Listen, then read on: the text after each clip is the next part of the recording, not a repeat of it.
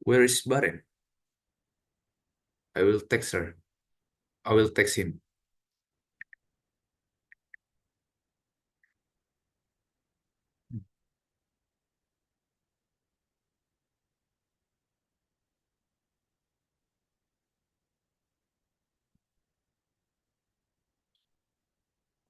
There is it.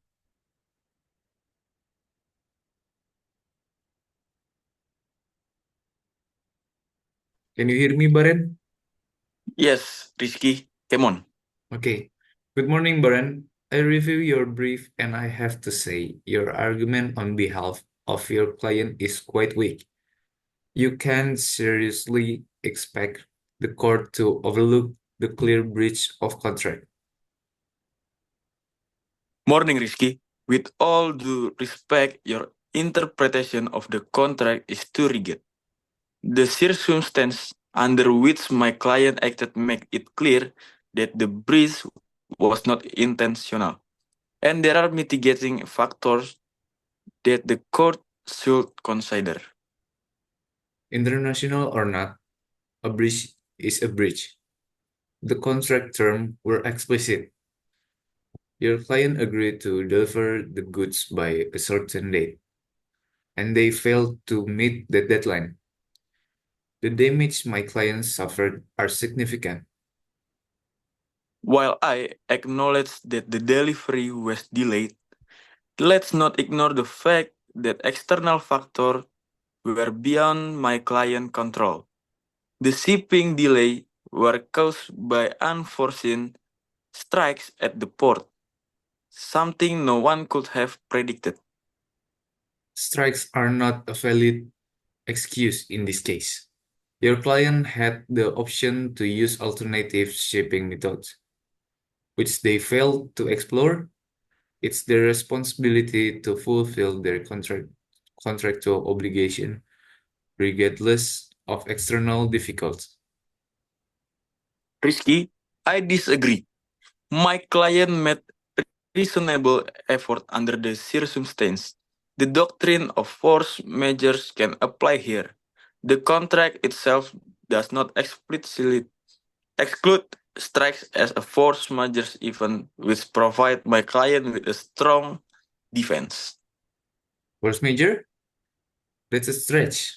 Force major typically applies to extraordinary events like natural disaster, not labor strikes, which are far more predictable and manageable. Your client should have include specific language in the contract if they want strikes to be covered. Well, that's a matter for the court to decide, isn't it? There's plenty of case law supporting my position that labor strikes can be considered force measures even if they significantly disrupt business operation. I think you are underestimating the strength of my argument. Perhaps, but you're also ignoring the financial impact this delay has had on my client. The late delivery caused them to miss key deadlines with their own customers, leading to lost revenue and damaged business relationship. That's something your client must be held accountable for. I understand your client frustration, but the damage you are claiming are inflated. My client is willing to settle, but not for the unreasonable amount you are asking. There's need to be some balance here. Your client business decision also contribute to the loss. That's quite a bold statement, Baron. But I suppose that's why we're here. The judge will have to weigh all the factors, and I am confident the court will side with us. We'll see about that. But I am prepared to argue for fully for my client position. Let's let the evidence speak for itself. Agree. I'll see you in court then. Looking forward to it, bro. Thank you, Baren. Yo, thank you. See you later. Salam bela negara, Rizky. Salam bela negara.